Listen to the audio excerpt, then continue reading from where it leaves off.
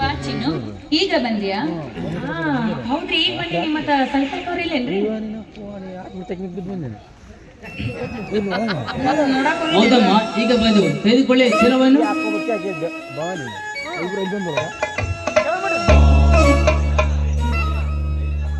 ಅಣ್ಣ, ಈಗ ಬಂದ್ರಾ?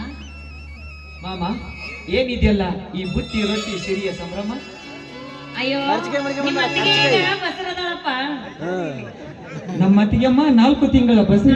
4 ತಿಂಗಳ ಬಸರಿ ನಾನೇ ಬುತ್ತಿ ತಗೊಂಡ್ ಬಂದಿನಿ. ಅಂದರೆ ಒಂದು ಮಗುವಿನ ತಾಯಿ. ಇನ್ನ ಆಗಿಲ್ಲ, ಆಗ್ತದೆ ಇನ್ನ 6 ತಿಂಗಳು. ಸಂತೋಷ, ಬಹಳ ಸಂತೋಷ. ಅಣ್ಣ ಬಂದೇನಣ್ಣ, ನೀನು ಅಪ್ಪನಾಗುತ್ತಿದ್ದೀಯಲ್ಲೋ? ನಮ್ಮೆಲ್ಲರಿಗೆ ಸಿಹಿ ಕೊಡೋಣ. ಚಿನ್ನು, ಚೆನ್ನಾಗಿದೆಯಾ? ಹೌದೇ, ನನ್ನ ಹೆಂಡತಿ ಗರ್ಭವತಿ. ನಾನು ಅಪ್ಪನಾಗುತ್ತಿದ್ದೇನೆ. ಅದೇಗೋ ನಾನು ಹಬ್ಬ ಆಗಿದ್ದೆ. ಇದೆಲ್ಲ ನಿಮಗೆ ಹೇಗೆ ಗೊತ್ತಾಯ್ತು? ಹೇ, ಏನಿದೆಯಣ್ಣ ನೀನು? ಈ ಬಯಕೆ ಬುತ್ತಿ ನೋಡಿದರೆ ಗೊತ್ತಾಗುವುದಿಲ್ಲವೇ? ಅತ್ತಿಗೆಮ್ಮ, ನೀನಾದರೂ ಹೇಳು ಈ ನನ್ನ ಅಣ್ಣನಿಗೆ.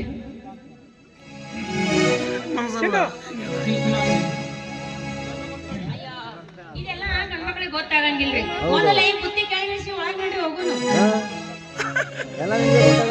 ಹೌದು ಚಿನ್ನು, ಬಾ ಒಳಗ್ ಹೋಗುಣ.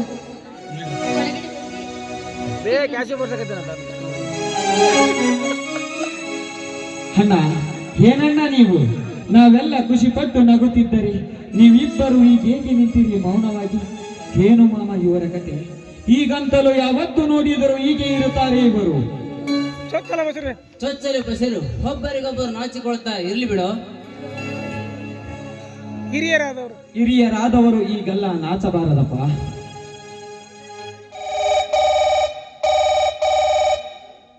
Hello Pradeep, congratulations. ಹಾ, ನಿನಗೊಂದು ಸಿಹಿ ಸುದ್ದಿ. ಅತ್ತಿಗೆಮ್ಮ 4 ತಿಂಗಳ ಬಸರಿಯಂತೆ. ಹಾ, ಹಿರಿಯಣ್ಣು ತಂದೆಯಾಗುತ್ತಿದ್ದಾನೆ ಕಣೋ. ಹೌದು ಕಣೋ, ಆ ಮಗುವಿಗೆ ನಾವು ಚಿಕ್ಕಪ್ಪಗಳಾಗುತ್ತಿದ್ದೇವೆ. ಹಾ, ಬೇಗ ಬಂದು ಬಿಡು. ಹೌದು, ಮಾಮನ ಕೂಡ ಬಂದಿದ್ದಾನೆ.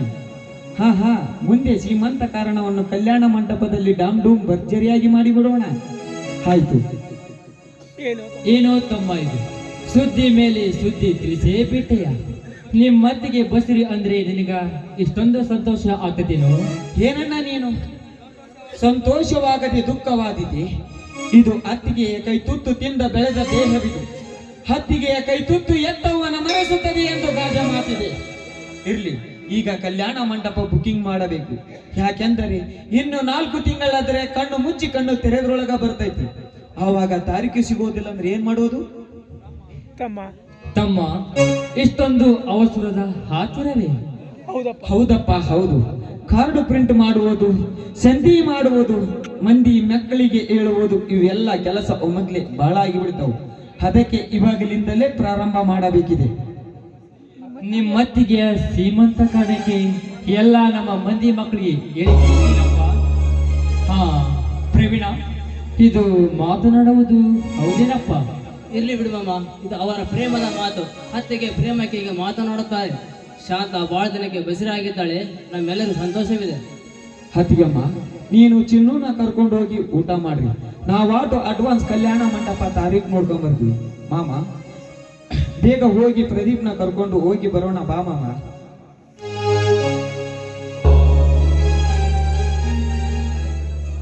ಶಾಂತ, ಸ್ವಾಮಿ, ನೀನು ಬಸಿಯಾದದ್ದು ನಿಜವೇ? ಪತಿಯ ಮಾತನ್ನು ಒಮ್ಮೆಯ ಮೀರಿದ ನೀನು, ಪತಿ ಹೃದಯ ಸಾಲಿನಲ್ಲಿ ಎದುರಾಗಿ ಉಳಿದ ನೀನು, ಹೀಗೆ ಮೌನವಾಗಿ ಗಂಡನಿಗೆ ಉತ್ತರಿಸಿದ ಚಿತ್ತಪಟ್ಟಳಾಗಿ ಮೂಕಸ್ಮಿತರಾದೆಯಾ? ನಲ್ಲದು ಹೇಳು, ನೀನು ಗರ್ಭವತಿಯಾದದ್ದು ನಿಜವೇ? ಭೀಕರ ಪರಿಸ್ಥಿತಿಗೆ ಒತ್ತಡಕ್ಕೆ ಬಲಿಯಾದ ನಾನು ಪ್ರಶ್ನೆಗೆ ಏನಂತ ಉತ್ತರಿಸಲಿ ಸ್ವಾಮಿ? ಸ್ವಾಮಿ, ಈ ನನ್ನ ಮನಸ್ಸು ಕಿಂಚಿತ್ತು ಕರಗಿಲ್ಲ, ಕಿಂಚಿತ್ತು ಕರಗಿಲ್ಲ. ಈ ನನ್ನ ಮೈ ಮರೆತು, ಈ ನನ್ನ ಮೈ ಮನಸ್ಸು ಒಂದಾಗಿಲ್ಲ. ಆದ್ರೂ ನಾನು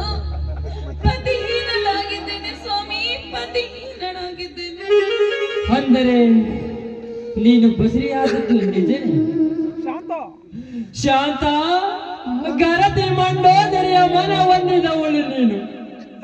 ಗರತಿ ಸೀತೆಯ ಪತಿರದ ಶಕ್ತಿ ಪಡೆದುಕೊಂಡವಳು ನೀನು. ಪತಿಯ ರತಿಯ ಸುಖವಿರದಿದ್ದರೂ ಸದಾ ಅಸನ್ಮುಖಿಯಾಗಿ ನನ್ನೊಂದಿಗೆ ನಗುತ್ತಿರುವೆ ನೀನು. ಇಂದು ಗರ್ಭವತಿಯೇ? ಛೇ ಛೇ, ಇದನ್ನು ನಾನು ಕೇಳಿ ನಗಬೇಕು, ಅಳಬೇಕು. ನನಗೊಂದು ತಿಳಿಯವಲ್ಲ ಶಾಂತ, ನನಗೊಂದು ತಿಳಿಯವಲ್ಲದು. ನಿನ್ನ ಸಹಕಾರ ಸಂಪತ್ತು ಇಂದು ತಂದಿತು ನನಗೆ ಆಪತ್ತು. ಅರ್ಥವಿಲ್ಲದೆ ಸ್ವಾಮಿ, ಅರ್ಥವಿಲ್ಲದ ಬದುಕಿಗೆ ಏನಂತ ಉತ್ತರಿಸಿದರು ಅದಕ್ಕೆ ನಾನು ಏನಂತ ಹೇಳಲಿ ಸ್ವಾಮಿ? ಈ ನನ್ನ ಮನಸ್ಸು ಯಾವತ್ತೂ ನಿಮಗೆ ದ್ರೋಹವನ್ನು ಮಾಡಲ್ಲ. ಆದ್ರೆ ಕಾಮದ ಬೆಚ್ಚಿಗೆ ನಾನು ನನ್ನ ಕಾಮಕ್ಕೆ ಯಾವತ್ತೂ ಆಸೆ ಪಟ್ಟವಳಲ್ಲ. ಆದ್ರೂ ನಾನು ಬಸರಿಯಾಗಿದ್ದೇನೆ ಸ್ವಾಮಿ, ಬಸರಿಯಾಗಿದ್ದೇನೆ. ಅಯ್ಯೋ ಶಿವ ಶಿವ, ಎಂತ ಸೋಜಿಗದ ಸಂಸಾರ ಇದು ನನ್ನದು.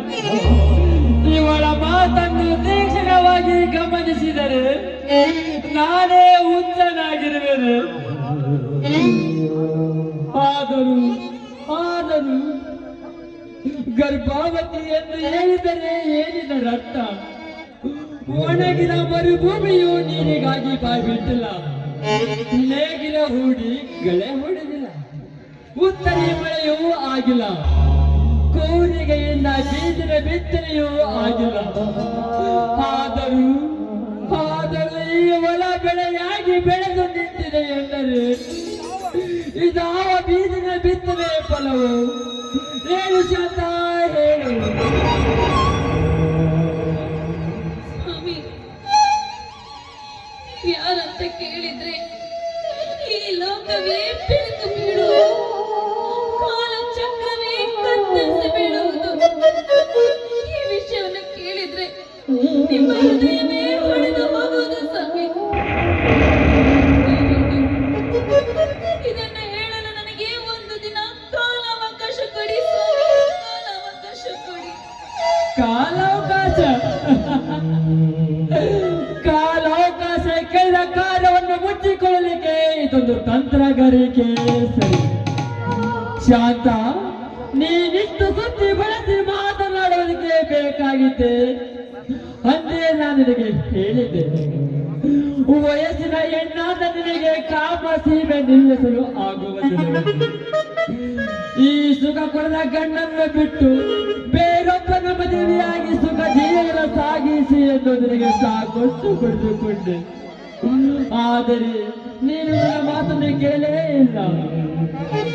ಆ ಕಾಮವನ್ನು ನಿಯಂತ್ರಿಸದಾಗದ ನೀನು ಈ ಏಸಿ ಕಾರ್ಯವನ್ನು ಮಾಡಿ ಈ ಓಲೆಕಾರ ರಾಮಲಿಂಗನ ಮನೆತನದ ಹಾಳು ಮಾಡಿಯಲ್ಲ ಶಾಂತ, ಹಾಳು ಮಾಡಿಯಲ್ಲ. ಹೇಗೆ ಮುಖ ಎತ್ತಿದ್ದಿರಲಿ ನಾ ಈ ಊರಿನಲ್ಲಿ? ನನ್ನನ್ನು ಕ್ಷಮಿಸಿ ಸ್ವಾಮಿ, ನನ್ನನ್ನು ಕ್ಷಮಿಸಿ ಸ್ವಾಮಿ. ಮಾನ ಮರ್ಯಾದೆ ಮಾರಿಕೊಳ್ಳುವ ಹೇಡಿ ವಂಶದ ಹೆಣ್ಣಲ್ಲ ನಾನು. ಆದ್ರೆ ಈ ನನ್ನ ಶೀಲ, ಈ ನನ್ನ ಶೃಂಗಾರ ಶೀಲ ನುಚ್ಚು ನೂರಾಗಿ ಹೋಗಿದೆ ಸ್ವಾಮಿ, ನುಚ್ಚು ನೂರಾಗಿ ಶಾಂತ, ಈಗಲಾದ್ರೂ ಆ ಮೋಸ ಸತ್ಯವನ್ನು ಹೇಳು. ಈ ನಿನ್ನ ಶೀಲಕ್ಕೆ ಕಾರಣರಾದ ಯಾರೇ ಆಗಿರಲಿ, ಆತನ ಸ್ತ್ರೀಯರು ಸುಧರಿಸಿರುವೆ ಅಡ್ಡೇಸಿರುವೆ. ಈ ಭೂಮಿ ನಿಲ್ಲು ನನ್ನನ್ನು ಪಾತಾಳಕ್ಕೆ ಒಯ್ಯಲಿ. ಅದು ಕೆದರಾಗಿ ನಿಂತು ಆ ಚಾಂಡಾದ ಋಣವನ್ನು ಕಡಿದು ಈ ನಮ್ಮೂರ ಅಗಸಿ ಬಾಗಿಲು ನೇತು ಹಾಕಿ ಬಿಡ್ತೇನೆ. ಹೇಳು ಶಾಂತ, ಹೇಳು, ಯಾರವನೆಂದು? ಇದನ್ನೇ ಹೇಳಲಿಕ್ಕೆ ನನಗೊಂದು ದಿನ ಕಾಲಾವಕಾಶ ಕೊಡಿ ಅಂತ ನಾನು ಆಗಲೇ ಹೇಳಿದ್ದೇನೆ. ದಯವಿಟ್ಟು ಕ್ಷಮಿಸಿ ಸ್ವಾಮಿ.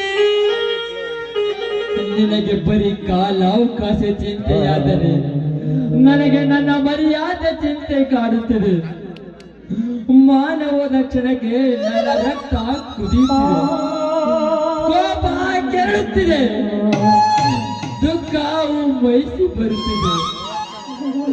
ಅತ್ತ ನನ್ನ ತಮ್ಮಂದಿಯರು ನಮ್ಮೊಟ್ಟಿಗೆ ಗರ್ಭವತಿಯಾಗಿದ್ದಾರೆ, ನನ್ನಣ್ಣ ತಂದೆಯಾಗುತ್ತಿದ್ದಾನೆ, ನಾವು ಚಿಕ್ಕಪ್ಪಗಳಾಗುತ್ತಿದ್ದೇವೆ ಎಂದು ಖುಷಿ ಪಡುತ್ತಿದ್ದಾರೆ. ಅಯ್ಯೋ ದೇವರೇ, ಈಗ ನಾನೇನು ಮಾಡಲಿ? ಈ ರಾಮಲಿಂಗನ ಹೆಂಡತಿ ಪರಪುರುಷನಿಂದ ಗರ್ಭ ಧರಿಸಿದಳೆಂದರೆ ಎಲ್ಲಿಗೂ ಹೋಯಿತು ಈ ದಳಪತಿಯ ಮಾನ ಮರ್ಯಾದೆ?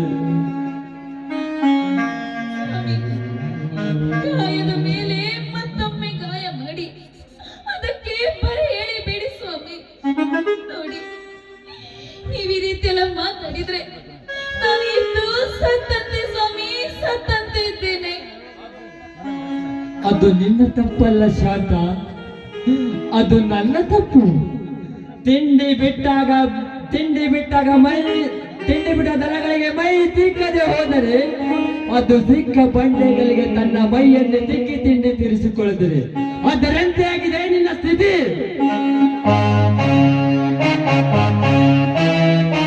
ಅಣ್ಣ, ಏನಿದೆ ನಿಮ್ಮ ಕಣ್ಣೀರು? ಈಗ ನಮ್ಮೆಲ್ಲರಿಗೂ ಖುಷಿ ಆದಾಗ ನೀವೇನು ಯೋಚನೆ ಮಾಡ್ತಿರಲ್ರಿ? ಇಲ್ಲ ತಮ್ಮ, ಮುಂಜಾನೆಯಿಂದ ಹೀಗೆ ಮಾಡುತ್ತಿದ್ದಾರೆ ಇವರು. ಏನಪ್ಪ ನೀನು? ಪಾಪು ಬರ್ತಿದೆ ಎಂದರೆ, ಅತ್ತಿಗೆ ತಾಯಿಯಾಗಿದ್ದಾಳೆಂದರೆ, ನಾವು ಚಿಕ್ಕಪ್ಪ ಆಗ್ತೀವಿ ಎಂದರೆ ನಮಗೆಲ್ಲ ಖುಷಿಯಾಗಿದೆ. ನಿಮಗೇನಾಗಿದೆ? ಹಾ, ಅದು ಹಾಗೇನಿಲ್ಲ ತಮ್ಮ, ಬೇಕಾದ್ರೆ ನಿಮ್ಮತ್ತಿಗೆ ನೀನೇ ಕೇಳಲ್ಲ. ಸಂತೋಷದಲ್ಲಿ ಅವೆಲ್ಲ ಕೇಳಕ್ಕಾಗಲ್ಲ. ಏನತ್ತಿಗೆ, ನಿನಗಾದರೂ ಬುದ್ಧಿ ಬೇಡವೇ? ಬನ್ನಿ ಬನ್ನಿ, ಒಳಗೆ ಹೋಗೋಣ.